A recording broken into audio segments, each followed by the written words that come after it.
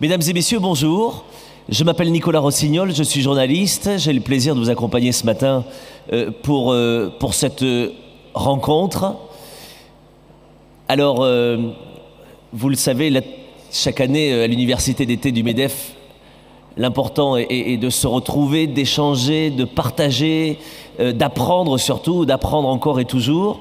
Ce sera le cas, je l'espère, pour chacun d'entre vous ce matin et pour chacun des intervenants qui sont sur cette scène. Voilà. Comme certains viennent de très loin et parce qu'ils sont là aussi depuis très tôt ce matin, je vous propose juste de les applaudir pour les accueillir et de les remercier en tout cas de nous accompagner aujourd'hui pour ces dames et ces messieurs. Chacun d'entre eux a reçu plusieurs consignes ce matin. Je leur donne l'exemple, je coupe le téléphone, de bien parler dans le micro pour nos oreilles qui sont en réveil. Et évidemment, pas de tabou, pas de langue de bois, on ne va pas en plus s'embarrasser. Donc on est là évidemment pour échanger, pour avancer tous ensemble. Je vous présente les différents intervenants qui sont à mes côtés ce matin. Il y a Dominique Herriard-Dubreuil, vous êtes présidente du CA de Rémy Cointreau, c'est exact. Mais encore, c'est un titre un peu austère comme ça sur une feuille de papier. Alors dites-moi, Rémy Cointreau. Alors Rémy Cointreau est... Moi je crois que je suis la plus vieille aujourd'hui. Non, non, non. Si. Ne nous bagarrons pas. Rémy Cointreau, 1724. Ah. Ça veut dire qu'effectivement, depuis 1724, on a eu pas mal de crises et donc c'est pas mal d'être là aussi aujourd'hui et en pleine forme. Vous ne les faites pas en tout cas. Oui, je trouve que c'est pas mal conservé. Hein. D'ailleurs, il faut vous dire que le cognac, le Cointreau, le champagne, quand c'est très très bien fait, c'est très bon pour la santé avec modération. De manière très hypocrite pour MEDEF TV qui filme, je dirais à consommer avec modération évidemment, en ayant précisé que c'était de manière hypocrite juste avant. Merci Dominique d'être avec nous ce matin. Vous accueillez à mes côtés aussi Meglena Kuneva. Vous êtes ancienne commissaire européenne en charge de la consommation et vous êtes administratrice privée de BNP Paribas. C'est notamment pour votre présence que vous avez chacun un casque parce que Meglena nous vient de Bulgarie. Voilà, un petit mot Meglena sur votre présence ici ce matin, sur votre fonction peut-être chez BNP et sur ce que vous attendez de cette table ronde.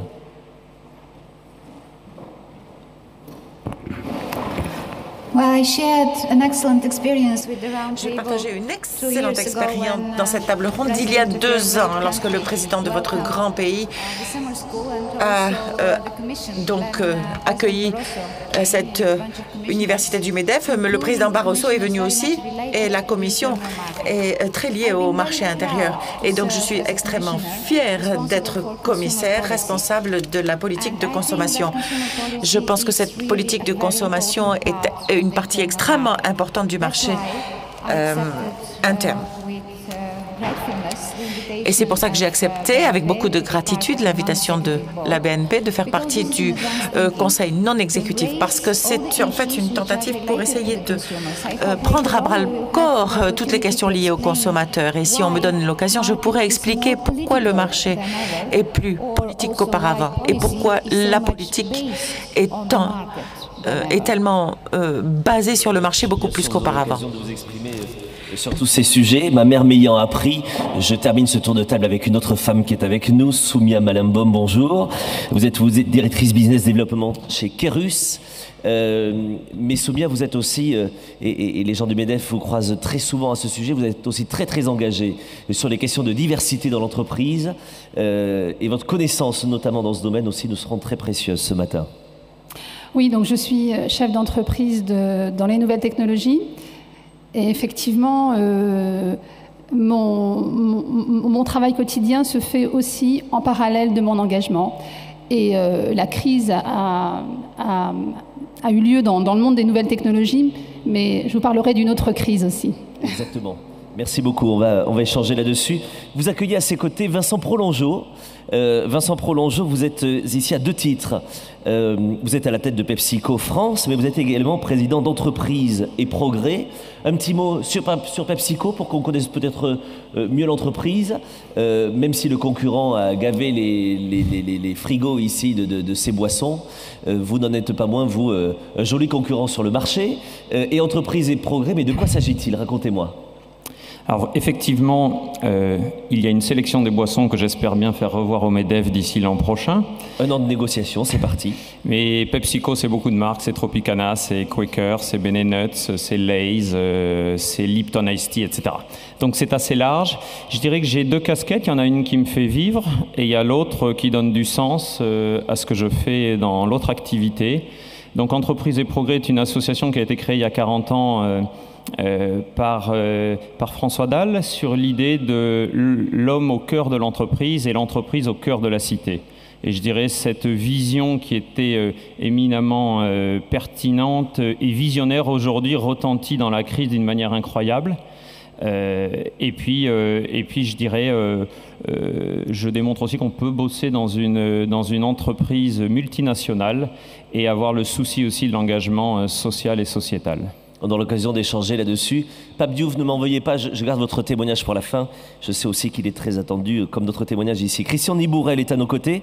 Vous êtes, vous, le président d'Accenture France, très branché, j'allais dire, en ce moment, si j'en crois le papier que j'ai lu de votre part dans la Tribune il y a 2 jours, sur l'empreinte sociale. On va avoir l'occasion d'en parler. Un petit mot sur Accenture, pour bien connaître vos activités, votre périmètre. Oui, Nicolas, écoute, Accenture, c'est un cabinet qui a 3 activités. Une activité de conseil, une activité dans l'informatique, développement de systèmes d'information, et puis une activité aussi dans l'outsourcing, c'est-à-dire l'outsourcing soit informatique, soit la réalisation pour nos clients d'un certain nombre de fonctions dans l'entreprise. Donc effectivement, on a une bonne vision de la crise et on a une bonne vision sur l'ensemble des secteurs d'activité et on pourra échanger sur ce thème. Évidemment, merci beaucoup. À vos côtés, Guillaume Cerruti, vous êtes PDG de Sotheby's en France. Racontez-nous aussi, parce que peut-être qu'on ne connaît pas bien Sotheby's, peut-être a-t-on quelques idées reçues sur votre métier concrètement. Bonjour, effectivement, Sotheby's est l'une des 2 entreprises leaders sur le marché de l'art mondial. Nous développons un chiffre d'affaires mondial qui est de l'ordre de 2 à 3 milliards de dollars. Qui représente 6% du marché. La fourchette est assez large, mais je vous expliquerai pourquoi tout à l'heure. D'accord. Il y a une très grande variabilité d'une année sur l'autre. Donc notre métier principal, c'est d'organiser des ventes aux enchères dans le monde. Nous le faisons dans 4 villes principales qui sont New York, Londres, Paris et Hong Kong.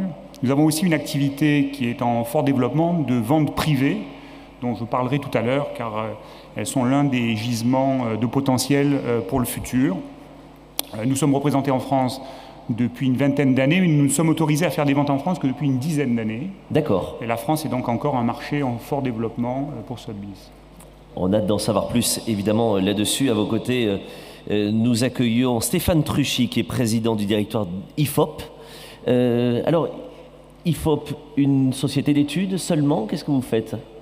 Les sondages, alors finalement oui. c'est la partie visible de l'iceberg, c'est celle sur laquelle d'ailleurs on est souvent estimé, jugé, avec des petits papiers pas toujours positifs sur le rôle des sondages. Mais au-delà des sondages, c'est vrai qu'on a une vocation à traquer, à étudier, à analyser tous les comportements de consommation, de citoyenneté des gens en France et partout dans le monde. Donc on a un regard qui est porté sur la consommation, qui est porté sur finalement les valeurs. Et je pense qu'on a vu au cours de ces dernières années, avec d'une part les mutations technologiques de la société, et plus récemment avec la crise, beaucoup d'évolutions dans les comportements de vie, de consommation, dans également la relation du consommateur à la marque. Donc beaucoup de choses ont changé, et ce qui révèle effectivement toute une série de nouvelles opportunités pour les entreprises et les marques. Et on en parlera, on va le prolonger ensemble. Et puis, Pape Diouf, donc il nous fait l'honneur d'être avec nous ce matin. En même temps, vous ne vous êtes pas trompé de salle, Pape Diouf. On va bien parler de business avec vous, même s'il y a en face de nous des amateurs de foot, évidemment. Vous êtes l'ancien président de l'Olympique de Marseille. Alors, il y a le mot ancien président, mais vous faites quoi aujourd'hui, Pape Diouf ? D'abord, vous m'avez demandé si je me suis trompé de salle ou pas. Oui. Je vais vous répondre. Un jour qu'un journaliste du Monde m'interrogeait et me demandait comment se faisait-il qu'il n'y avait pas autant que j'étais le seul en fait dirigeant noir d'un grand club en Europe. Oui. Je lui avais répondu que j'étais en fait une anomalie sympathique, mais une anomalie. Alors aujourd'hui, je suis encore une anomalie. Je vais essayer de me rendre et sympathique. Aussi, je vous confirme, évidemment. Qu'est-ce que vous faites aujourd'hui, Pape Diouf ? Aujourd'hui, je je suis un tout petit peu en recul par rapport à l'activité que j'ai menée dernièrement. Je viens avec Jean-Pierre Foucault, l'animateur bien connu de la télévision, d'ouvrir une école de journalisme et de communication à Marseille. Oui. Je fais pas mal de petites conférences aussi. Oui. J'enseigne un peu. Et puis je réfléchis. Donc vous ne vous ennuyez pas? Non, l'ennui et moi ne sommes pas tout à fait des bons compagnons. Non. Merci d'être là, en tout cas évidemment, même si on n'est pas tous pro-Marseille. Vivement que Toulouse gagne ce championnat enfin. Voilà, un peu de chauvinisme ne fait pas de mal évidemment. Vous excuserez ce matin l'absence sur cette scène de Mathieu Pigasse qui est retenu à Londres, donc un joli mot d'excuse, et de notre ministre secrétaire d'État Hervé Novelli qui n'a pu être présent pour des raisons douloureuses et un décès dans son entourage. Il est évidemment tout excusé pour son absence aujourd'hui. On va faire un petit point ensemble. La thématique de la matinée, vous l'avez vu, business model pour un monde en mutation.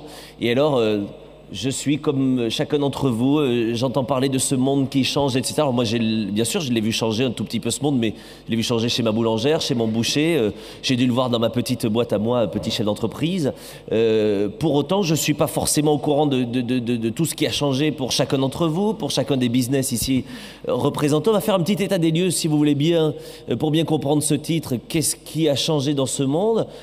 Un état des lieux rapide, et puis ensuite, on va essayer de travailler ensemble sur les nouveaux business models. Comment est-ce qu'on s'adapte à ce monde en mutation?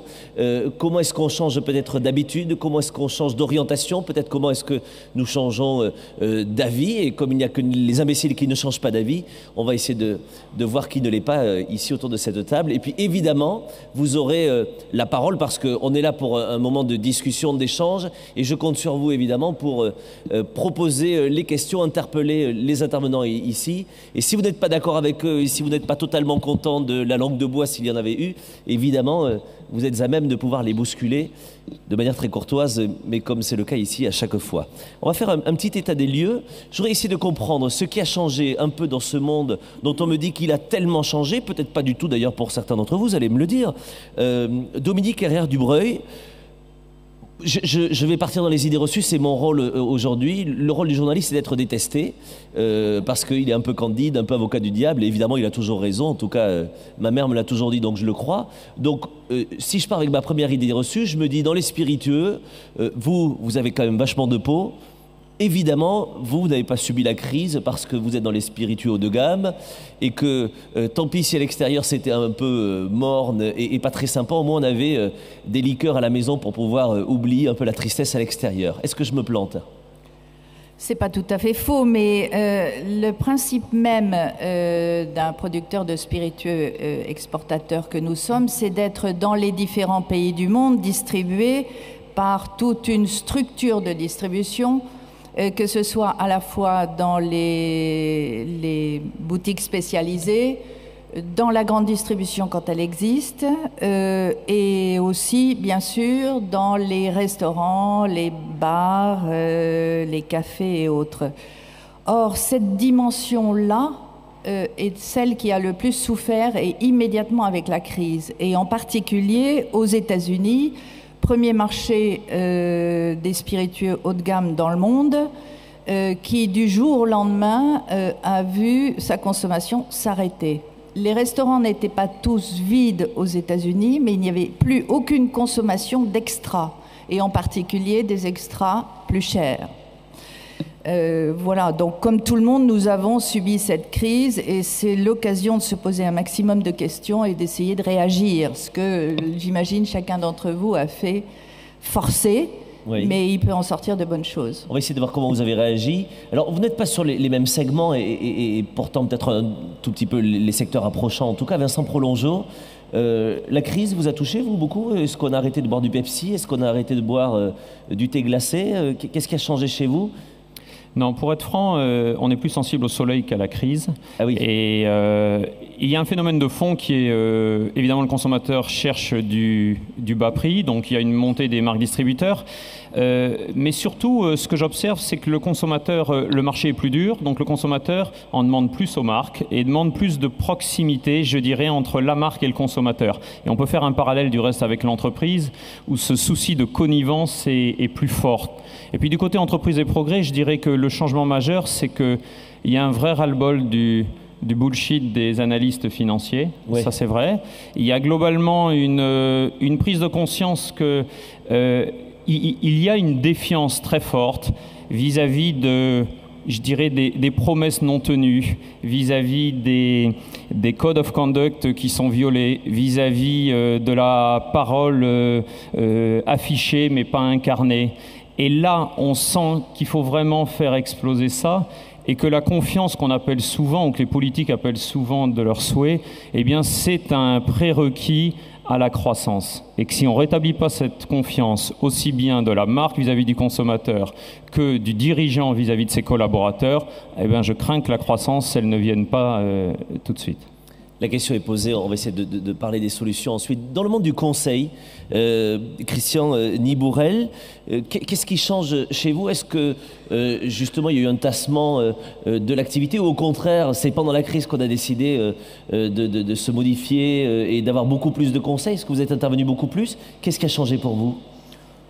Oui, bah, de toute façon, on est une entreprise normale, donc on ne peut pas traverser la crise sans encombre. Donc on a eu une petite baisse de notre activité, mais c'est vrai aussi qu'il y a eu un changement de profil de notre activité, puisque les entreprises ont eu besoin de se transformer plus rapidement. Donc on voit moins j'allais dire, de petites missions de conseil ou d'organisation, mais plus des missions de transformation profonde des entreprises. Alors soit par rapport à leurs propres organisations, soit par rapport à la recherche de marché, alors au niveau local, mais surtout, puisqu'on parlera certainement de ce monde qui est devenu multipolaire, dans les pays émergents. Donc c'est effectivement des missions un petit peu différentes. Stéphane Truchy, côté conseil aussi de votre côté études, et peut-être même une observation de la société, même si aujourd'hui on a décidé volontairement de ne pas venir avec des chiffres et des tableaux un peu rébarbatifs pour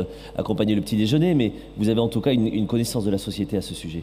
Ce qu'on peut constater, c'est une perte de confiance des consommateurs. Donc ça, c'est certain, c'est partout dans le monde. Ça a été encore plus fort sur les pays, je dirais, plus touchés par la crise, mais une perte de confiance. Perte de confiance qui a développé des stratégies beaucoup plus malignes de la part du consommateur, qui a dû s'adapter à une baisse du pouvoir d'achat, à une crispation, et du coup qui a voulu, et ça c'est un phénomène majeur, reprendre le contrôle de sa consommation. On est passé d'une hyper-consommation à une consommation contrôlée, avec des mécanismes de défense, des mécanismes opportunistes, une utilisation de nouvelles, je dirais, stratégies défensives, mais en même temps, pas de perte de plaisir. Il y a toujours cette quête de plaisir, c'est important à garder comme élément fort de la crise, c'est-à-dire que même dans une période de crispation, le consommateur a toujours voulu garder l'idée d'un plaisir de consommer. Et c'est un levier fort pour la suite, pour l'après-crise. Ça, c'est l'analyse de la société. Et votre boîte à vous, comment est-ce qu'elle a traversé la crise ? Elle a traversé la crise. Alors nous, on a l'avantage d'être une société qui permet de donner aux entreprises des boussoles. C'est-à-dire que notre analyse, elle est celle du consommateur. Donc c'est vrai qu'aujourd'hui, il y a toujours besoin de savoir où en est le consommateur pour s'adapter. Donc on a plutôt mieux vécu la crise que d'autres secteurs, mais quand même, c'est un secteur qui a été touché à moins 10, moins 12%. Il a fallu dans ce moment-là aussi qu'on s'adapte avec des stratégies. C'est-à-dire qu'il ne faut jamais dissocier la dimension tactique dans l'entreprise de la dimension stratégique. Et je pense qu'il faut toujours préserver l'idée du cran d'avance. Donc il a fallu qu'on s'adapte aussi. Soumya Malemboum aussi un peu dans le même secteur, en tout cas dans le conseil. Vous avez traversé la crise comment et aujourd'hui vous vous retrouvez comment ? Dans le conseil Kérus, ça a été d'abord une crise du capital humain, parce que moi je considère que cette crise économique, elle a été précédée, en tous les cas pour moi personnellement, par la crise des banlieues. Ça a été un véritable électrochoc pour moi, qui m'a fait prendre conscience de ce que représentait en fait cette diversité du capital humain qui est dans notre pays. Et au sein de Kérus, j'ai retrouvé ce même fil rouge, puisque j'ai pendant 2 ans occupé une fonction de DRH. Et justement, cette vision manager RH, et je suis à nouveau maintenant manager opérationnel, qui est justement, comme disait Vincent, cette double casquette, ces 2 jambes aujourd'hui avec lesquelles nous devons marcher dans l'entreprise après ces crises qui sont économiques et sociales aujourd'hui. C'est cette crise de l'homme au sein de l'organisation et comment aujourd'hui l'ensemble de l'entreprise et des managers se mobilisent pour, en parallèle, continuer à créer de la richesse et maintenir les fondamentaux de l'offre et de la demande, je dirais, parce que ça, c'est impossible de faire autrement. Il faut créer de la richesse, mais en parallèle, faire en sorte qu'on respecte cette fameuse empreinte sociale dont parlait M. Nibourel et cette dimension sociale et sociétale dans notre pays. Et moi, la diversité, parce que c'est quelque chose qui me touche, m'a complètement déplacée dans mes repères que j'avais en tant que chef d'entreprise de ma petite entreprise où je ne regardais pas en dehors des frontières. D'accord. Pape Diouf, la crise a touché le monde du sport. Est-ce que c'est un monde aussi qui a changé pendant cette période-là ou pas du tout parce que vous êtes un monde à part? Le monde du sport et le monde du football en particulier a effectivement bougé. Parler de crise aujourd'hui en ce qui concerne le football, c'est d'abord penser à une crise morale. Oui. Surtout après la dernière Coupe du Monde, on en connaît encore les différentes étapes malheureuses, même si tout là aussi ne fut pas expliqué comme ça aurait dû l'être, puisqu'il y a eu une sorte de vérité universelle qui a été dite, mais les analyses profondes n'ont pas été faites. Oui. Sinon, il y a effectivement une crise d'ordre économique et financier que traverse aujourd'hui le football, comme en témoigne le déficit global accumulé des clubs en France, pour ne parler que de la France, puisqu'on sait que les clubs jusqu'ici ne connaissaient pas de déficit, au contraire. Ils accumulaient même ils arrivaient même à établir des bénéfices. Et puis cette année, l'ensemble des clubs présente une ardoise de près de 200 millions d'euros de déficit. Cela démontre effectivement, si besoin était, que là aussi la crise a frappé assez durement.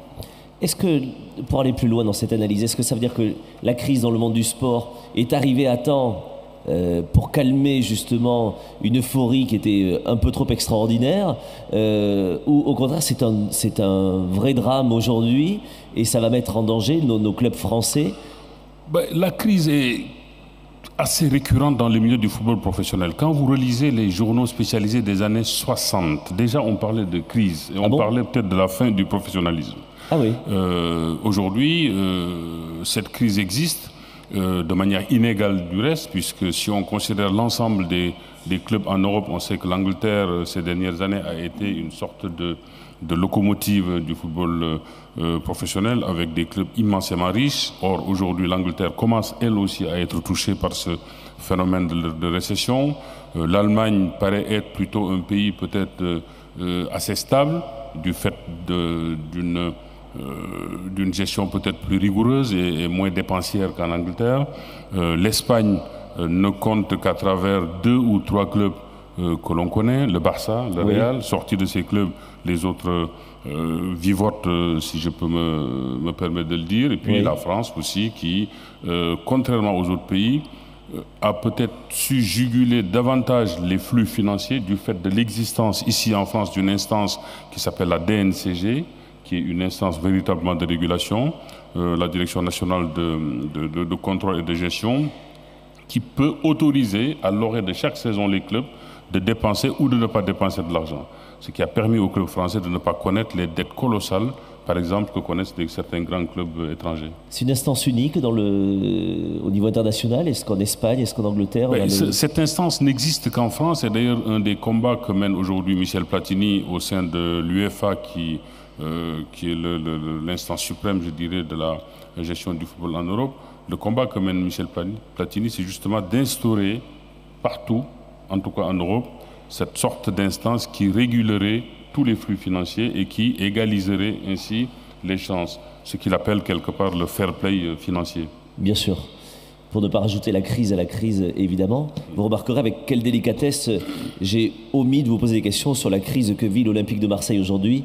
Mais je sais que vous êtes au-dessus de tout ça, je ne vous poserai pas des questions sur les relations entre Didier Deschamps et l'équipe. Il n'y a pas de crise à l'Olympique de Marseille. Non, bien sûr que non. Guillaume Cerruti, la crise dans le monde de l'art, est-ce que les acheteurs que vous aviez auparavant se sont aussi retenus pendant la crise? Est-ce que votre boîte, est-ce que votre marché, en plus général, ont vécu une crise très douloureuse? Oui, mais il faut la mettre en perspective avec les 10 années qui viennent de s'écouler. Parlez bien dans le micro, oui. Le marché de l'art a connu, entre les années 2002 et 2007, un développement extrêmement rapide. Le chiffre d'affaires du marché de l'art était en 2008 de l'ordre de 50 milliards d'euros. Ah oui. Donc c'est un petit marché. Oui. C'est la moitié du chiffre d'affaires d'une entreprise comme France Télécom. Oui. 50 milliards d'euros au plan mondial pour le marché de l'art. Mais c'était 2 fois le volume d'affaires de 2002. Donc entre 2002 et 2007, un développement extrêmement rapide, porté par un phénomène qui nous a tous concernés dans les autres domaines également, qui est la mondialisation. L'afflux d'acheteurs des pays d'Asie, des ex-républiques de l'URSS, la Russie et les ex-satellites de l'URSS, les pays du Golfe, oui, ont été des animateurs de ce marché entre les années 2002 et 2007, le sont encore aujourd'hui, et ont révolutionné ce marché qui, jusqu'au début des années 2000, était un marché principalement occidental. Donc ça a totalement changé la donne.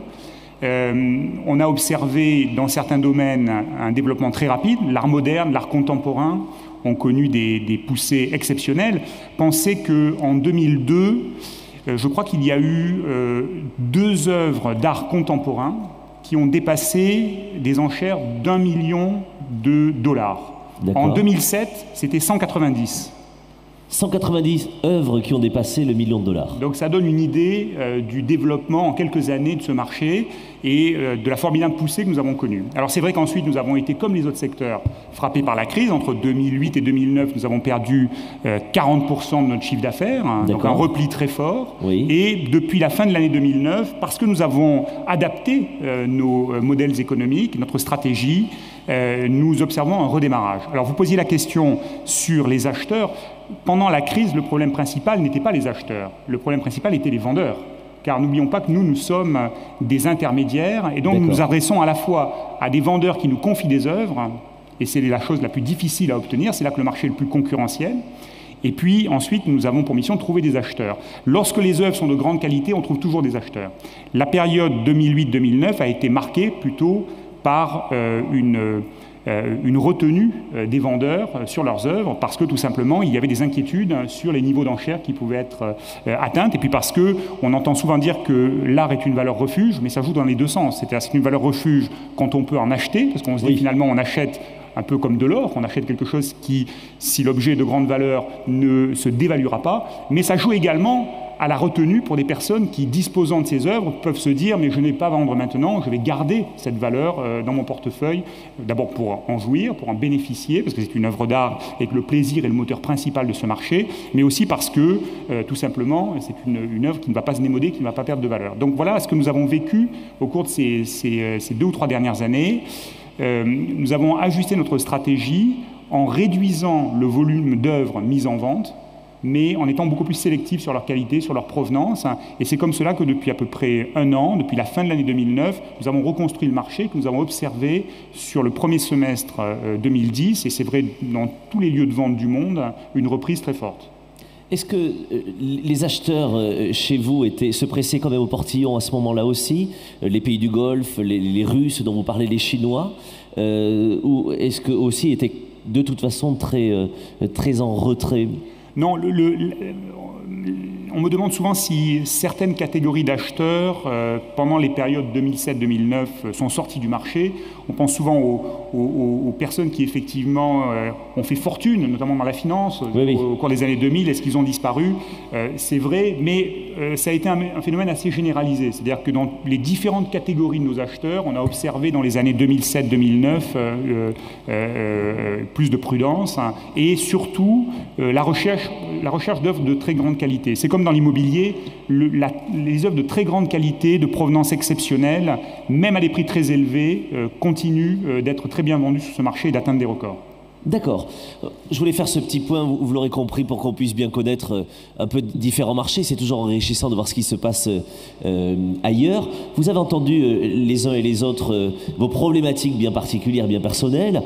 fort de ce constat, du contexte que nous avons évoqué ensemble, on va essayer d'être très constructif maintenant pour essayer de comprendre comment est-ce que l'on s'adapte à ce monde en mutation, comment est-ce que l'on s'adapte à ces marchés qui ont changé, comment est-ce que l'on s'adapte évidemment à ces consommateurs aussi qui ont changé dans leur comportement. J'ai envie de savoir comment est-ce que vous avez trouvé ou pas des solutions et comment est-ce qu'on a réussi à sortir, si c'est déjà fait, ou en tout cas comment est-ce que vous tentez de sortir de la crise les uns et les autres, comment est-ce qu'on s'adapte. Peut-être Stéphane Truchy, un petit mot là-dessus pour avoir une petite vision d'ensemble de notre société. Comment est-ce qu'aujourd'hui on se sort de tout cela? Est-ce qu'on a adapté nos modèles de business? Est-ce qu'on les a changés fondamentalement? Ou est-ce qu'on pense qu'en fait les bonnes vieilles méthodes restent de toute façon les plus valables? Comment est-ce qu'on réagit? Moi, je pense qu'il y a un phénomène qu'il faut observer, c'est celui des pays émergents.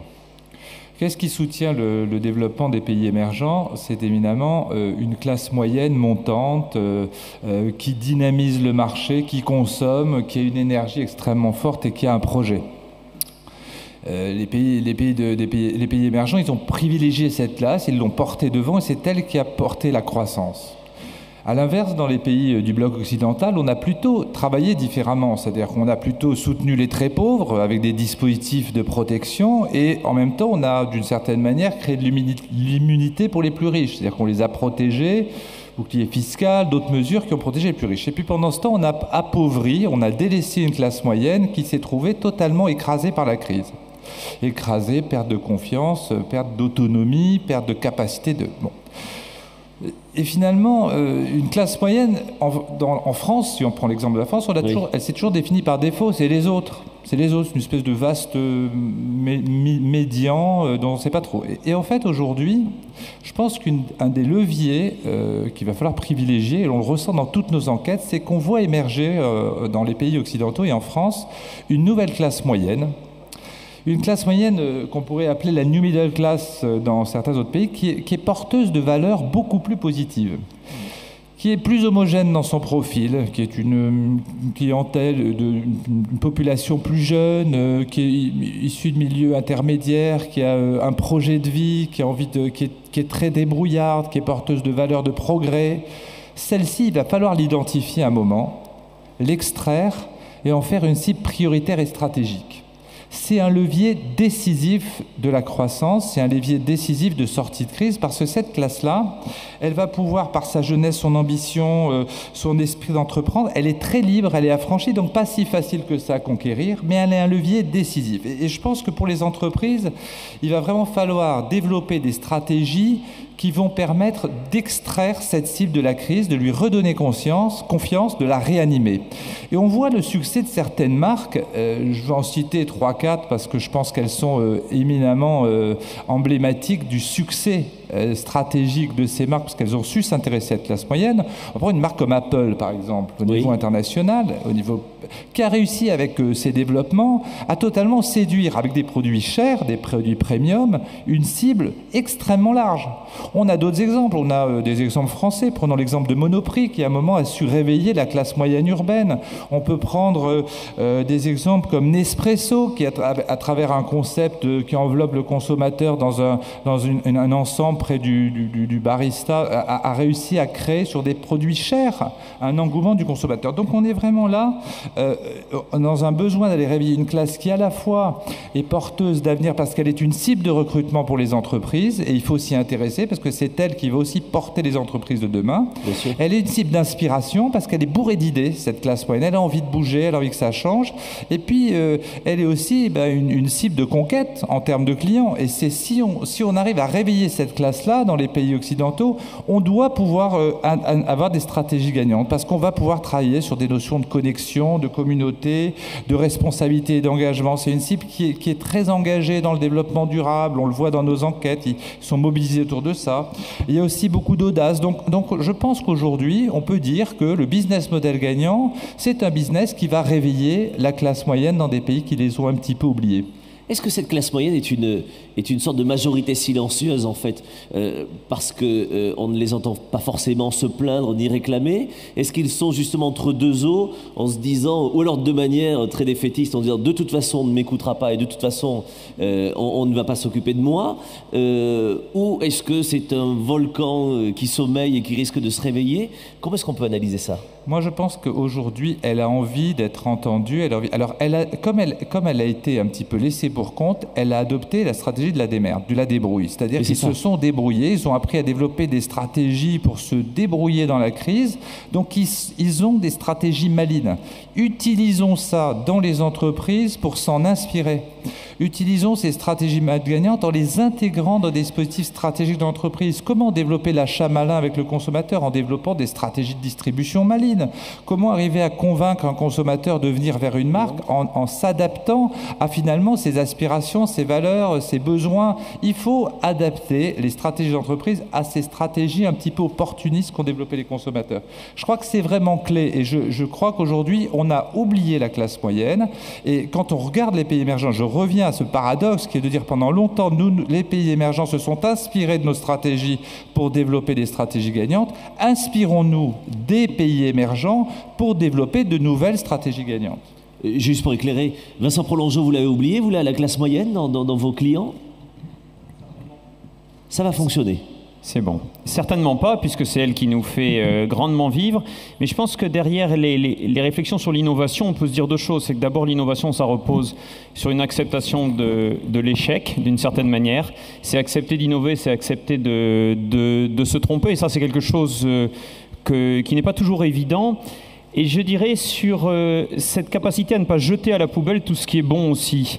Et je pense que de ce point de vue-là, j'en appelle un concept qui est la sérendipité. C'est-à-dire que... La quoi La sérendipité. Bien sûr. Eh oui, c'est la solution à la crise. Alors il faut d'abord expliquer ce que c'est. C'est l'art de transformer ce qui peut être néfaste en éléments positifs. Par exemple, une petite anecdote pour le Bordelais que je suis.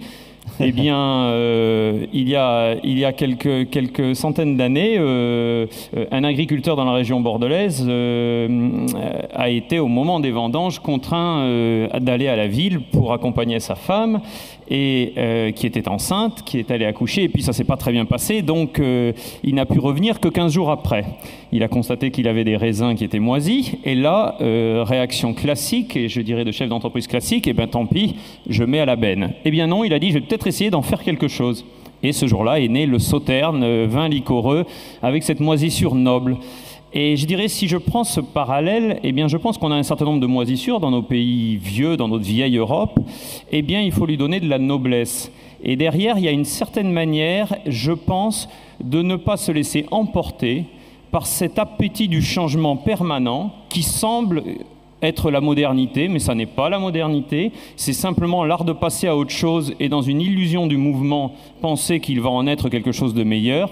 Eh bien non, derrière, je pense qu'il faut laisser parfois du temps au temps, que ces belles innovations naissent pas du premier jour, qu'elles nécessitent la capacité à écouter, à voir quels sont les vrais capitaux dans l'entreprise. Et je me faisais une dernière réflexion en écoutant Pape Diouf, c'est que finalement, dans le football qui n'a pas toujours été exemplaire ces dernières semaines, il y a une chose que j'aime bien, c'est qu'ils ont l'art dans le capital de leur dans le bilan de leur entreprise d'avoir un capital humain, c'est-à-dire que leurs joueurs, ils valent quelque chose. Eh bien, je pense que c'est une réflexion qu'on peut se poser aussi pour nos entreprises. Quelle est la valeur qu'on met à notre capital humain? Et celle-là, aujourd'hui, elle est zéro. C'est-à-dire qu'elle est sur le papier zéro. Vous avez une notion de brand equity et vous n'avez pas une notion de human equity. Oui. Vous n'avez pas une vraie valeur mise en face. Et celle-là, je pense que ce que la crise démontre, c'est qu'il faut sérieusement s'en préoccuper. Vous tournez la perche énorme à Christian Nibourel et Soumya Malenbaum. Juste un petit mot de Meglena Kuneva qui est à mes côtés, qui souhaitait prendre la parole. Et puis on va continuer là-dessus, évidemment. Meglena.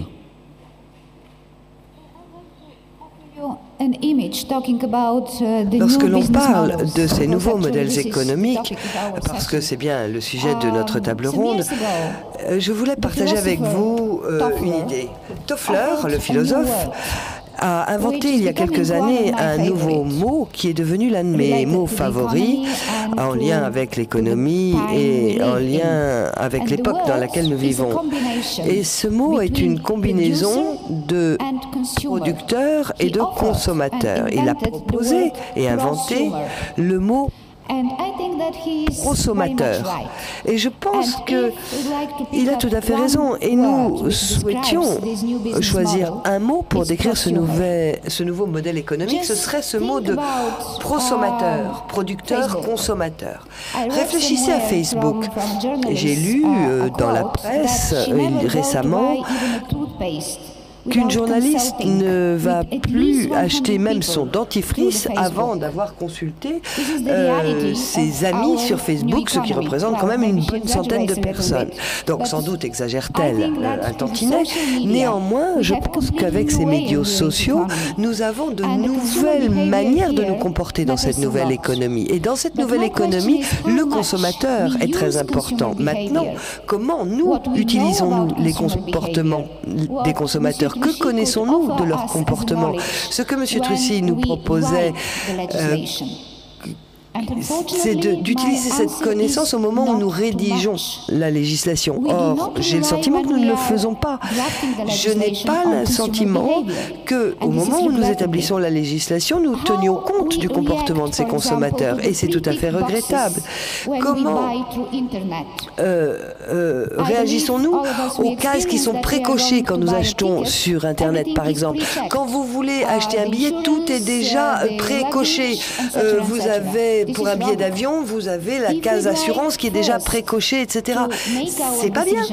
Si nous voulons prendre notre décision à nous de cocher la case, ça ne doit pas être l'inverse. Et il faut, pour pouvoir faire cela, étudier le comportement des consommateurs. Il faut également pouvoir protéger les noms, et les grandes marques qui se protègent sur Internet ne vont pas pouvoir profiter de cette économie numérique. Je vais servir la traduction évidemment pour le public. Juste une chose, parce que j'aime bien entendre cette leçon et vous avez certainement raison. En même temps, vous êtes fautifs les uns les autres, en tout cas quand on est commissaire européen et à l'époque quand vous étiez vous à la consommation. Autant une entreprise aujourd'hui est obligée de se débrouiller justement pour en tout cas anticiper, pour sauver un peu les meubles. Vous, avec une institution aussi lourde, je parle de celle-là puisque vous la connaissez bien, mais d'autres institutions évidemment sont concernées, mais avec une institution aussi lourde, évidemment, vous nous plombez cette consommation, c'est-à-dire que vous n'êtes pas capable vous-même d'anticiper. C'est tellement lourd chez vous de faire bouger le mammouth certainement que vous avez de toute façon toujours ces années de retard. La leçon que vous donnez aujourd'hui, en effet, par rapport aux consommateurs, par rapport à l'anticipation qu'il faudrait avoir, comment vous pouvez aider les entreprises alors que les institutions, notamment européennes, plombent ces entreprises justement par vos lourdeurs administratives, etc. Vous comprendrez dans la question impertinente que je vous transmets qu'elle ne vous est pas dirigée personnellement, évidemment, mais pour l'institution que vous connaissez bien. J'espère que vous abonderez dans ce sens-là pour me satisfaire. Well, I think that we need to base our policy much more on the evidence. In my term, I try to do it through the Consumer Market Scoreboard, which is not a legislation. This is just an investigation of the market. Sur les pratiques des consommateurs. Nous menions des enquêtes sur les marchés pour voir ce qui n'allait pas, mais ce qui n'allait pas du point de vue du consommateur, de telle sorte que l'on puisse investir sur le comportement et la réaction des consommateurs. Et avec ces enquêtes de consommation, nous étudions comment les marchés réagissaient sur les prix, sur la satisfaction des consommateurs, sur les plaintes des consommateurs, tout ça dans 27 pays européens. Et les résultats sont très parlants. Vous savez sur quoi les gens sont le moins d'accord? Eh bien, c'était sur le marché de l'électricité, ensuite les marchés financiers et ensuite les problèmes de transport en public dans les grandes villes. C'est les trois sujets d'insatisfaction partout en Europe. Et oui, dans ces trois domaines, il faut constater que le marché intérieur ne fonctionne pas bien. Ensuite, nous sommes allés plus en profondeur pour essayer de voir les raisons. Donc nous avons encore mené des enquêtes, des études plus en profondeur sur le marché de l'électricité. Et il semble que les consommateurs ne comprennent pas leurs factures. Donc nous avons proposé des exemples basés sur les meilleures pratiques. Alors, nous l'avons proposé, ensuite au pays de l'accepter ou de ne pas l'accepter. Pour ce qui est des marchés financiers, encore une fois, il y avait un manque de compréhension qui était à la source. Et c'est pour ça que les gens s'endettent autant. Et maintenant, nous avons une proposition de calcul du niveau d'endettement. Voilà le type de gouvernance dont nous avons besoin. Maintenant, qui sera responsable? Est-ce que les gouvernements peuvent empêcher les gens d'avoir des comportements stupides, ou est-ce que nous tombons tous d'accord pour dire que l'économie de marché, c'est le laisser-faire? Ça, c'est un point très important qui porte sur notre manière de collaborer dans le cadre de ce nouveau modèle économique. Et quelque chose me dit que ce ne sera pas réglé de sitôt. Juste, Christian Nibourel, pour faire le lien avec ce qui vient d'être dit, là, l'anticipation, mot-clé certainement, votre rôle de conseil auprès des entreprises, ça a été certainement de profiter de la crise, puisqu'on a entendu cette expression très souvent, profiter de la crise pour se remettre en cause, pour essayer d'anticiper sur l'après, évidemment, et vous ferez le lien avec ce qui a été évoqué de manière très judicieuse tout à l'heure par Vincent Prolongeau sur ce fameux capital humain qui vous est cher. Oui, de toute façon, c'est dans les périodes de crise qu'il faut se remettre en question, et c'est d'ailleurs pour ça qu'on est là, pour en débattre. Donc les entreprises se remettent en question, effectivement, en période de crise. Bon, alors les clés, puisque c'est la question que vous posiez, les clés, elles sont relativement simples à court terme. Je vous laisse parler dans le micro comme il faut, s'il vous plaît. On enfonce des portes ouvertes, mais c'était d'abord trouver de la trésorerie, les entreprises l'ont fait. C'était bien sûr réduire les coûts, plus s'industrialiser, plus optimiser leur mode de fonctionnement. Je pense que c'est en voie d'être fait, donc sur ce domaine-là, il n'y a pas de problème. Après, derrière, c'est l'innovation. Moi, je pense que l'innovation est un facteur clé de différenciation sur les marchés, un facteur de gain de part de marché. C'est être excellent sur son marché local et aller effectivement chercher de la croissance sur les marchés émergents. Les exemples, on les voit tous les jours. Hein. J'entendais avant-hier Seb qui va reconstruire encore une usine en Chine. Ce matin, j'entendais Paul Hermelin dans notre secteur d'activité qui annonçait une acquisition de plus de 250 millions au Brésil. Innovant, travailler sur les marchés émergents.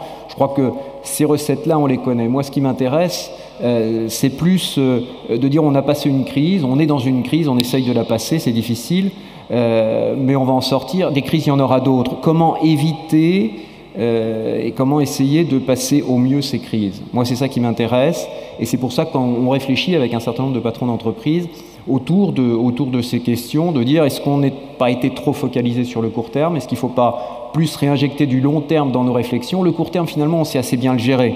Dans les grandes entreprises, le pilotage au trimestre, on sait le faire.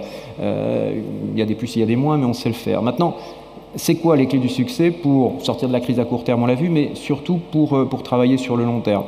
Nous, on pense que, en tout cas, moi, j'ai une conviction assez forte, c'est que si on n'est pas capable aujourd'hui d'avoir une appréhension de l'entreprise au travers de son empreinte économique, au travers de son empreinte environnementale et au travers de ce qu'on essaye de développer nous, c'est-à-dire l'empreinte sociale, au travers de l'empreinte sociale, et que la combinaison de ces trois empreintes est un facteur clé de succès et de passage de crise, je pense qu'on manque un paramètre. L'empreinte sociale, c'est ce dont parlait Vincent Prolongeau tout à l'heure. C'est valoriser en fait le capital humain, mais ça va être beaucoup plus concret que cela. Racontez-nous. Oui, c'est valoriser. D'un article de votre part dans la tribune. Si j'essaye de traduire un peu ou de décrire ce que l'on veut faire au travers de l'empreinte sociale, c'est finalement l'impact des actions de l'entreprise vis-à-vis de ses employés, vis-à-vis des parties prenantes de son écosystème, vis-à-vis de la société, et ça sur le long terme. Donc ça, c'est extrêmement important. Peut-être pour faire une illustration assez simple. Finalement, l'entreprise travaille dans un écosystème. Si cet écosystème se porte bien, l'entreprise se porte bien. Mais l'entreprise est partie prenante de cet écosystème. Donc il faut arriver à trouver les deux. Donc j'y vais un tout petit peu plus loin. Il est clair qu'on a une obligation de travailler aussi par rapport à notre personnel en interne sur un certain nombre de valeurs, mais aussi de voir les impacts externes que cela donne. Alors, si vous voulez, il y a eu je pense, une évolution extrêmement forte depuis plusieurs années, qui est liée aussi à l'évolution de nos organisations. Les organisations étaient très, très hiérarchiques, Et finalement, le management était basé un peu sur l'obéissance. Aujourd'hui, on est parti sur des organisations plus matricielles, où là, on a besoin d'adhésion et on a besoin de sens. Oui. Et la difficulté, c'est comment je fais adhérer, comment je fais retrouver du sens. Alors nous, on a l'habitude de dire, on joue sur les mots, mais on a l'habitude de parler de panne d'essence du management intermédiaire, et c'est tout l'enjeu, c'est de retrouver ça. Alors, dans l'empreinte sociale, c'est autour de tout cela. C'est-à-dire, c'est de dire, finalement, on doit se préoccuper d'un ensemble de paramètres. Alors, les paramètres, mais sur la durée, les paramètres, c'est quoi? C'est, par exemple, l'employabilité. On dit aujourd'hui, il va être difficile et peut-être de plus en plus difficile de garantir un emploi à vie à notre personnel. Mais par contre, ce qu'on se doit, nous, chefs d'entreprise, c'est de garantir l'employabilité. Alors, garantir l'employabilité à l'intérieur de l'entreprise, mais aussi à l'extérieur de l'entreprise. C'est-à-dire, quand un collaborateur nous quitte, c'est un peu aussi notre engagement à ce qu'il retrouve effectivement un emploi très rapidement. Mais on peut bien entendu élargir le spectre beaucoup plus long. Et finalement, ce qui nous avait fait réagir à un moment donné, moi je crois que c'était l'injonction permanente dans les entreprises où on nous oblige un jour parce qu'on a un problème sur l'emploi des jeunes à négocier sur les jeunes, un jour parce qu'on a un problème sur les seniors, alors on dit il faut faire une négociation obligatoire sur les seniors, et puis c'est le stress, et puis c'est la diversité. Ce sont des problèmes cruciaux.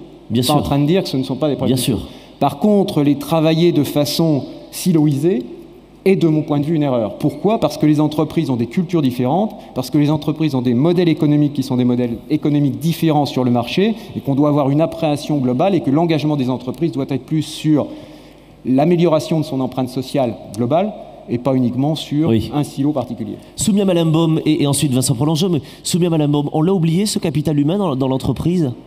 Alors, moi, avant juste de répondre à votre question, je voulais simplement reprendre ce que disait M. Truchy. Il parlait effectivement de clients et de consommateurs émergents.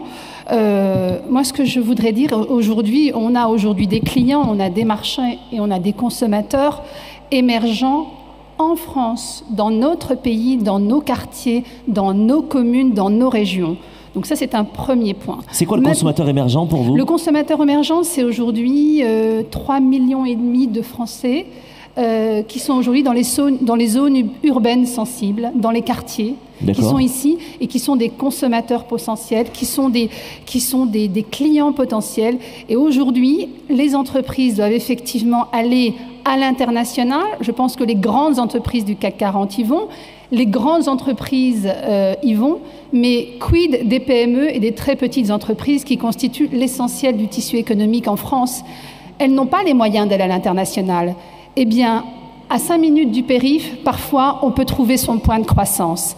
Parfois, on peut aussi trouver un marché et donc développer un business. Et c'est pour cette raison que là, je voudrais prendre ma casquette de présidente de l'Association française des managers de la diversité, où là, effectivement, plus de 80 grandes entreprises nous ont rejoints pour travailler sur le sujet de la diversité, parce que la diversité, aujourd'hui, c'est un véritable enjeu business pour les entreprises. On prend le cas de la distribution de l'agroalimentaire. Vous avez entendu parler de Quick il y a quelques jours. J'étais récemment avec le directeur du groupe Casino. Le groupe Casino, aujourd'hui, a développé 50% de son business essentiellement dans les quartiers, avec une approche qui est à la fois de trouver des nouveaux consommateurs, donc c'est le principe de la segmentation, je pense que M. Truchy en parlera mieux que moi, mais de répondre à un marché qui est le nôtre. La France, elle est multiculturelle, elle est diverse, nous avons des seniors, il faut être capable de répondre à la demande des seniors, nous avons des femmes. Quand vous parlez de diversité, on est dans toute la diversité. Je parle effectivement de diversité au sens large, et cette diversité, elle répond à un double engagement, c'est-à-dire qu'aujourd'hui, l'entreprise qui adresse un marché, en même temps, elle a une démarche d'ancrage territorial. Casino, justement, me disait qu'il recrutait 40% de personnes dans les quartiers et qu'en même temps, il faisait de l'accompagnement. Aujourd'hui, on a des entrepreneurs dans les quartiers qui ont une jeunesse, une vigueur. 40% de notre jeunesse en France, à moins de 25 ans, elle est dans les quartiers, dans tous les quartiers populaires de notre pays. Donc cette jeunesse, il faut aussi aller la chercher. Il faut que nous, les grandes entreprises, Kérus est une PME, mais nous y allons, c'est d'essayer effectivement de travailler à travers cette responsabilité sociale en parrainant, en tutorant des jeunes créateurs d'entreprises. Car c'est un véritable enjeu de société pour tout notre pays et pour nos entreprises. Bien également. sûr, et pour s'adapter à ce monde en mutation, une petite parenthèse pour prolonger votre propos. Dans les espaces d'exposition ici, il y a l'espace d'exposition de l'Association française des managers de la diversité. Vous pourrez aller les rencontrer. Et à leur côté, vous trouverez la fantastique association aussi Nos quartiers ont des talents, qui œuvre aussi dans ce sens-là, issue du MEDEF, et qui se propose justement de mettre en relation les entreprises avec des pépites venues des quartiers dits sensibles. Quel mot horrible, voilà, qui sont des bac plus 4 au moins. Vous les retrouverez sur ces espaces d'exposition. Vincent Prolongeau et ensuite Dominique à mes côtés. Oui, je voulais juste compléter votre question qui est très bonne, qui est de se dire quelles sont les entreprises qui s'en sortent le mieux dans la crise. Et je dirais, moi je vis dans une entreprise, PepsiCo France, où comme par hasard cette année on a des excellents résultats et en même temps on a été élu numéro 1 au Great Place to Work, c'est-à-dire les entreprises où il fait bon travailler.